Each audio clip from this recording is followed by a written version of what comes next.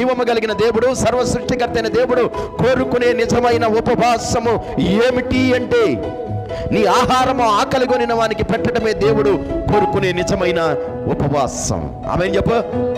ఇది నిజమైన ఉపవాసం.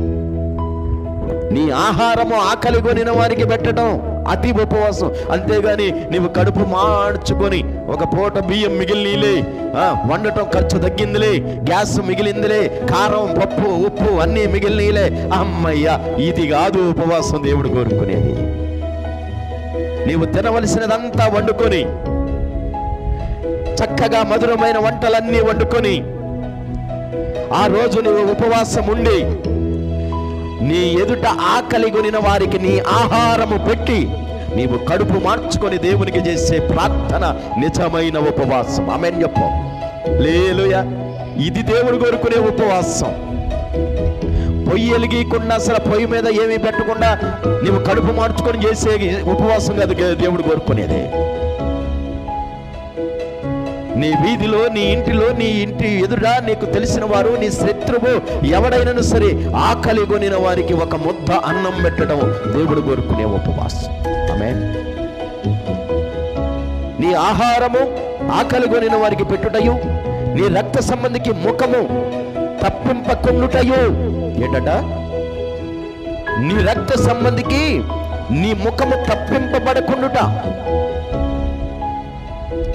ఎవరైనా మన ఇంటికి వస్తున్నారంటే, ఈడేదో అవసరంతో వస్తున్నాడు రా బాబో, ఇదేదో అడగటానికి వస్తున్నాడు రా బాబో, ఎందుకు వచ్చిందిరా బాబో అని ఏం చేస్తారు? తప్పుకుంటారు. ఎవడన్నా అవసరంతో వస్తున్నాడని తెలిసినా, అప్పుల్లో ఉన్నవాడు మన ఇంటికి వస్తున్నావాడు అని తెలిసినా, బాధలో ఉన్నవాడు మన ఇంటికి వస్తున్నాడు తెలిసిన, ఎందుకు వచ్చింది ఈడి బాధల్లో మనకెందుకు వచ్చింది, ఆడు సమస్యలు మనకెందుకు వచ్చింది అని ఏం చేస్తాం? తప్పుకుంటాం. చాలామంది రక్త సంబంధికులు బాధల్లో ఉంటే ఓదార్చేవారు కనపడరు, సహాయము చేసేవారు కనపడరు, ఆదరించేవారు కనపడరు, ఆదుకునేవారు కనపడరు. అలాంటి వారి ఉపవాసము దేవుడు మెచ్చడం. దేవుడు కోరుకునే ఉపవాసం ఏంటి తెలుసా?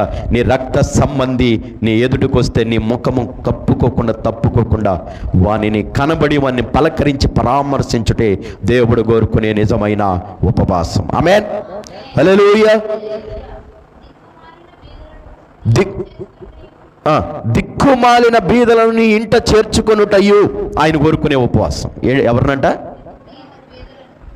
దిక్కుమాలిన బీదలు కాదు, ఎవరో దిక్కుమాలిన బీదలు. అర్థమవుతుందా? దిక్కు ముక్కు లేని బీదలు ఉంటారు, చూశారు?